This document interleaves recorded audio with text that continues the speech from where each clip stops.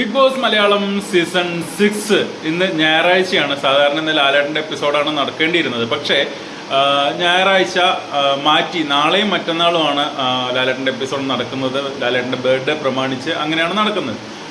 ഇന്ന് പക്ഷേ ലാലേട്ടൻ്റെ ഒരു എപ്പിസോഡിന് വെയിറ്റ് ചെയ്തിരിക്കുന്നതിനേക്കാൾ കൂടുതൽ ആളുകൾ ഇന്നത്തെ ഒരു എപ്പിസോഡിന് വേണ്ടി വെയിറ്റ് ചെയ്യുന്നുണ്ടാവും. കാരണം എന്താ വെച്ചാൽ ഇന്ന് ജാസ്മിൻ്റെ കുടുംബം ആ വീട്ടിലേക്ക് വരികയാണ്.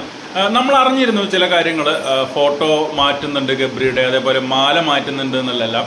അതെല്ലാം കൃത്യമാണ്, അതെല്ലാം ശരിയാണ്. കാരണം ഏഷ്യാനെറ്റ് തന്നെ പുറത്തുവിട്ട ഒരു പ്രൊമോയിൽ കയറി വരുമ്പോൾ തന്നെ മാല മാറ്റി ഇനി നീയേ മാല ഇട്ടാൽ മതി എന്ന് പറയുന്ന ജാസ്മിൻ്റെ അച്ഛനെ നമ്മൾ കാണുന്നുണ്ട്.